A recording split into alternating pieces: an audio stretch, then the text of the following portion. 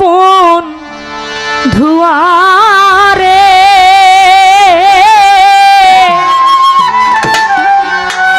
পহরান যাইবার আগের দেখা দিও পরাণ বন ধুয়ারে পহরান যাইবার আগের দেখা দিও আমার যত মনের আশা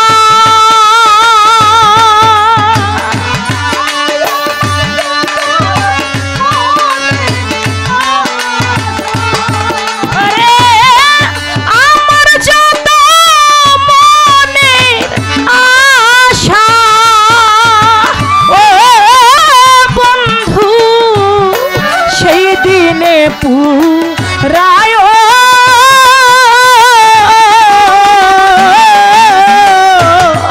পহরান যাইবার আগেরে দেখা দিও পরাণ বন ধুয়ারে পহরান যাইবার আগেরে দেখা দিও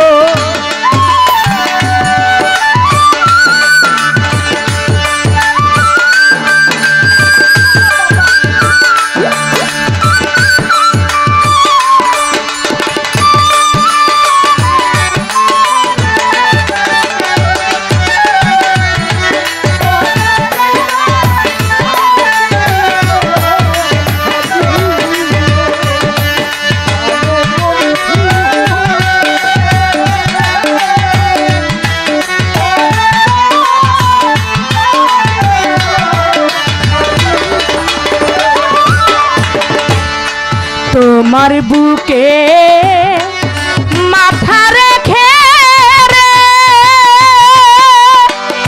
ওরে আমি রহিব মায়া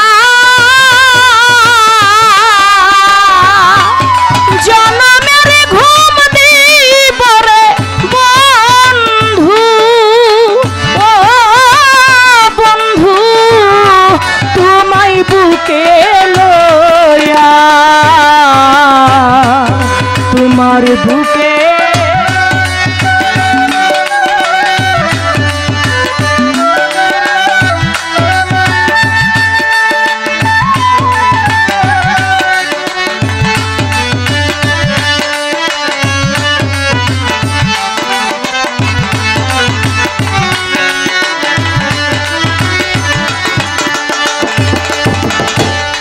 তোমার বুকে মাথা রেখে রে ওরে আমি রহিব মায়া জনমের ঘুম দিব রে বন্ধু ও বন্ধু তোমায় বুকে হেলো আর কইব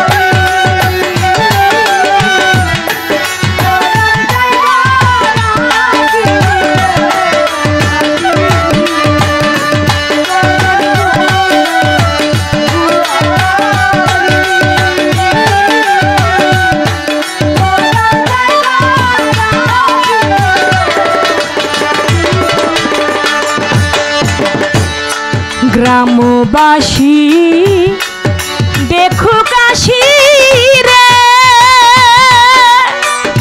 ওরে বন্ধু তোমার বুকে আমি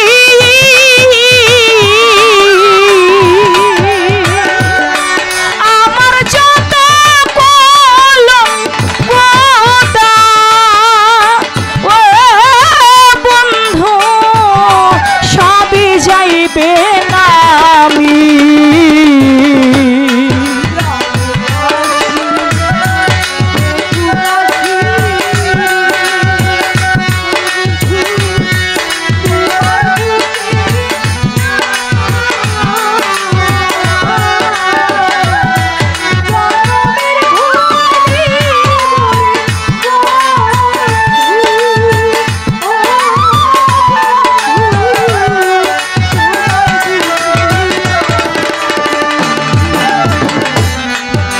গ্রামবাসী দেখো গাছি রে, আমার বৈরা বুড়ি আমার ভান্ডারি লেংটা বাবা তোমার বুকে আমি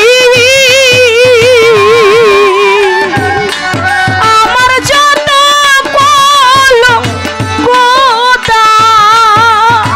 ও বন্ধু সবই যাবে না আমি। সেদিনে আসিয়া তুমি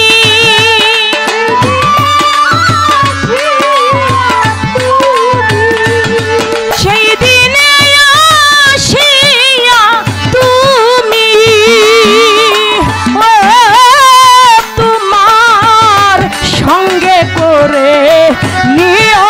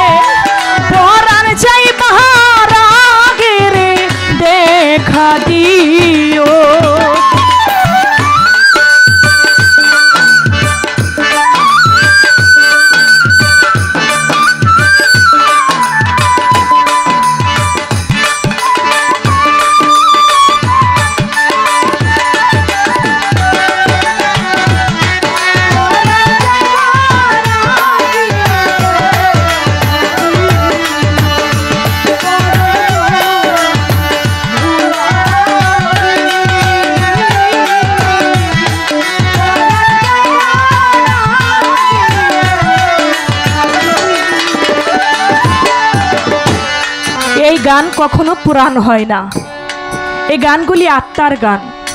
পরাণ বন্ধুয়ারে আমার পরাণ যাইবার আগে দেখা দিও। পালা গান হলে অনেক কথা বলি, অনেক কথা হয়, কিন্তু আজকে পালা ছাড়া গান তো কোনো কথাই আসরে আজকে বলি নাই। তবে এই যে গানটি গাইলাম, তোমার বুকে মাথা রেখে আমি রহিব ঘুমাইয়া, জনমের ঘুম দিব রে বন্ধু তোমায় বুকে লইয়া। আমি আর কইব না, ঘুম আসে না আমার একা ঘরে প্রিয়, পরাণ যাইবার আগে দেখা দিও। এই গানটা যে বড় আবুল সরকার লিখেছেন। গীতিকার যখনই কোনো গান লেখে না কেন তার পিছনে নিশ্চয়ই একটা কারণ থাকে। আপনারা জানেন আমার দয়াল নবী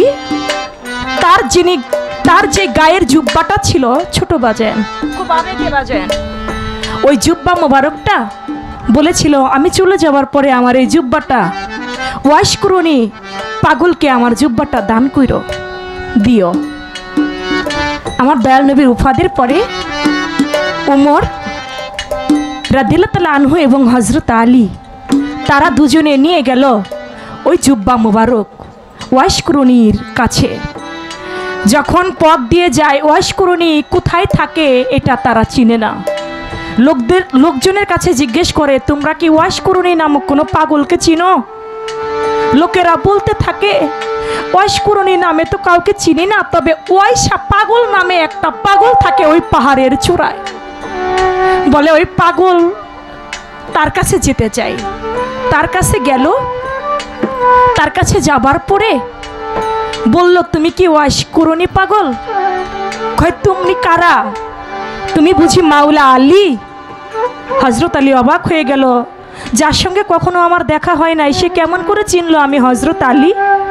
উমরকে বলল, উমর, তুমি বুঝি উমর এসেছো আমার কাছে? কেন এসেছো? বলে, আপনার জন্য একটা জামা নিয়ে আসছি। বলে, কার জামা? কিসের জামা? বলে, এই জামাটা দয়াল নবী হুজুর পাক সাল্লাল্লাহু আলাইহি সাল্লাম আপনাকে দিয়েছেন। বলে, আমাকে দিয়েছেন? সে কেন আসলো না? বলে, সে তো এখন আর ধরাধামে নাই। যখন বলছে সে আর ধরাধামে নাই, ওয়াশ করণীর কাঁধের মধ্যে তার মাকে সবসময় তার কাঁধে ঝুলিয়ে রাখতো, সবসময় কাঁধের মধ্যে ঝুলনা অবস্থায় ঝুলিয়ে রাখতো।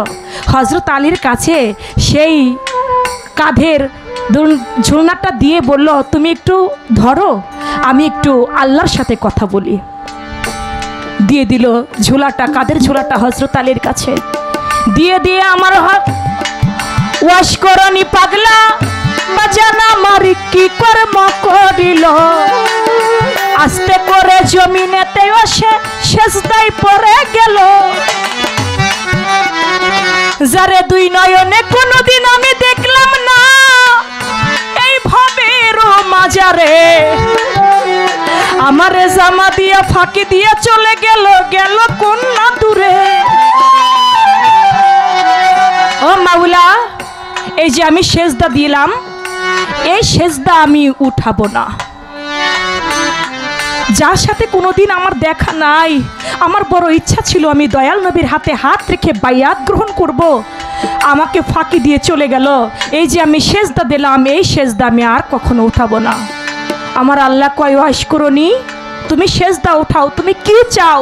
তুমি আজকে যা চাইবা আমি আল্লাহ তাই তোমাকে দেব।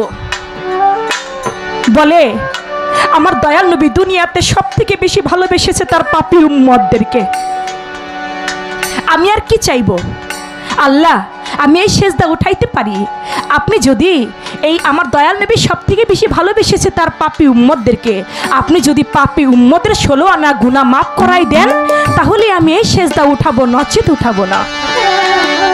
আমার আল্লাহ বলে, ওয়াশ করনি, আমি দয়াল নবীর পাপী উম্মতের 4 আনা উম্মতের গুনাহ মাফ করে দিলাম, তুমি তোমার সেজদা উঠাও। বলে, হবে না, 16 আনা উম্মতের গুনাহ মাফ করাইতে হবে। আমার আল্লাহ বলে, আমি 8 আনা উম্মতের গুনাহ মাফ করে দিলাম, তুমি উঠাও সেজদা। উঠায় না। বলে, আমি 12 আনা উম্মতের জীবনের গুনাহ মাফ করে দিলাম, ওয়াশ করনি, তুমি তোমার সেজদা উঠাও। উঠায় না। বলে, 12 আনা হলে হবে না, 16 আনা উম্মতের জীবনের গুনাহ মাফ করাইলে আমি আমার সেজদা উঠাবো, তা না হলে আমি উঠাবো না। সেজদা যখন উঠায় না, এরই মধ্যে সেজদা দিয়েই আছে, হযরত আলীর কাঁধের ঝোলাটা আস্তে আস্তে করে নিচ থেকে ডেবে যাচ্ছে, মাটির মধ্যে ডেবে যাচ্ছে। হযরত আলী ডাক দিল, ওয়াশ করনি, তোমার ঝোলাটা নাও, আমি যে আর ভার সইতে পারছি না। ওয়াশ করনি সেজদা থেকে উঠা বলল, হযরত আলী, তুমি কি করলে? তুমি কেন আমাকে ডাকলে? তুমি যদি আর কিছুক্ষণ পরে আমাকে ডাকতে, আমি আমার নবীর পাপী উম্মতের 16 আনা উম্মতের গুনাহ আমি ওয়াশ করনি মাফ করাই নিতাম। আমি তো 12 আনা উম্মতের গুনাহ কেবল মাফ করিয়েছি। ছোট, আর যদি কিছুক্ষণ পরে তুমি আমাকে ডাকতে, আমি পাপী উম্মতের 16 আনা উম্মতের গুনাহ মাফ করে দিতাম। এই কথা যখন বললেন, জুব্বাটা দিয়ে হযরত আলী চলে গেলেন। এদিকে কিছুদিন পরে মাবিয়ার সঙ্গে যুদ্ধ, হযরত আলীর দলের লোকের সাথে যুদ্ধ শুরু হয়ে গেল, সিফটিনের যুদ্ধ। ওই যুদ্ধের মধ্যে সারে সারে লোক যায়, সারে সারে লোক যায়। হযরত আলীর পক্ষে যারা যাচ্ছে, ওয়াশ করনি ডাক দিয়ে কয়, ভাই আমার, তোমরা কোথায় যাও বলো নাই আমারে? শুনেছি মাবিয়ার দলের সঙ্গে যুদ্ধ হবে হযরত আলীর এই ভব সংসারে। আমি বড় ভালোবাসি আমার দয়াল নবীকে, জীবনে তার কাছে আমি যাইতে পারি নাই। আমার বড় আশা আমি হযরত আলীর হাতে হাত রেখে বায়াত গ্রহণ করব, বলি না তোমায়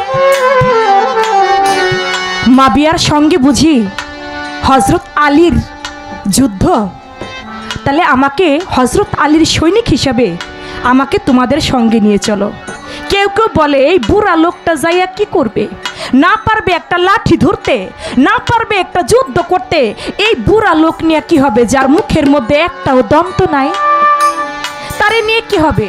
আবার আরেকজন বলে নে না, যেহেতু আমাদের মাওলা আলীর সৈনিক হয়ে যেতে চায় তাহলে একটু নিয়ে যাই সাথে করে, যদি একটা ইটার টুকরাও যদি টুকাই দেয় যুদ্ধের ময়দানে আমাদের অনেক কাজে লাগবে। সঙ্গে করে ওয়াইশকুরনীকে নিয়ে গেল। এমনভাবে যুদ্ধ করছে, ওয়াইশকুরনী যুদ্ধ করতে করতে মাবিয়ার দলের সৈনিকদেরকে অনেককেই প্রহৃত করে ফেললো। যুদ্ধে কেউ ওয়াইশকুরনীর সঙ্গে পারে না। তারা বলতে লাগে এমন একটা বুড়া মানুষ, গায়ের মধ্যে দেখা যায় কোনো শক্তি নাই, কিন্তু তাকে যতই তীর লাগাই না কেন তার বুকের মধ্যে কোনো তীরও বিধে না।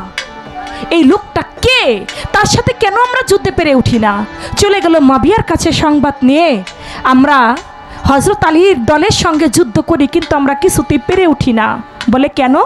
বলে এমন এমন একজন বৃদ্ধ লোক, মুখের মধ্যে একটাও দন্ত নাই, কান বাবরি তার চুল, একটা পাগলের মতো। ওই লোকটা এমনভাবে যুদ্ধ করতেছে, আমাদের সৈনিকদেরকে সবাইকে তো কতল করে ফেলছে, আমরা তো তার সঙ্গে পারি না, এখন কি করা যায়। বলে সে আর কেউ হবে না, হয়তো সে ওয়াইশকুরনী পাগল হবে।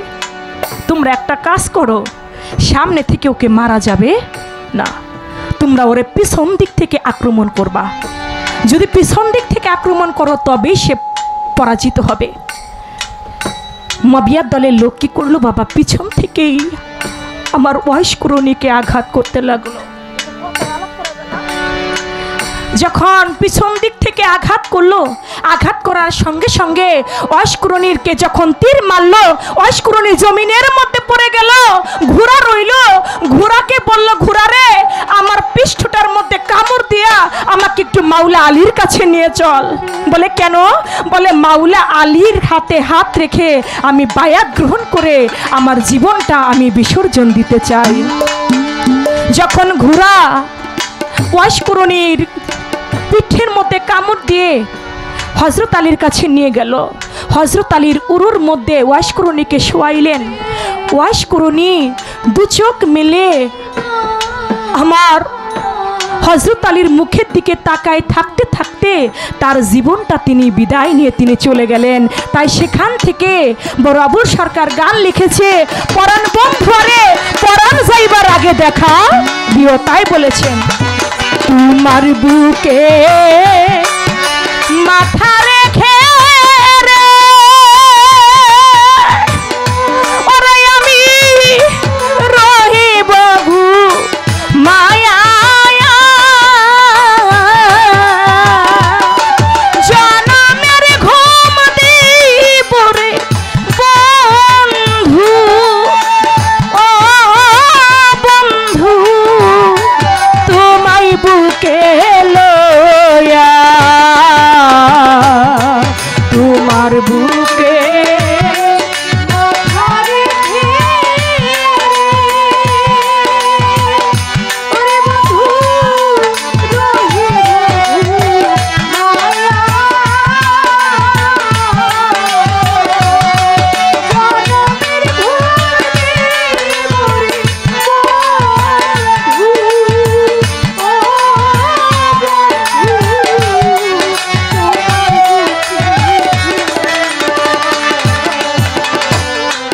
তোমার বুকে মাথা রেখে রে ভান্ডারি রহিব ঘো মায়া জনমের ঘুম দিব রে বন্ধু, ও বন্ধু তোমায় বুকে লইয়া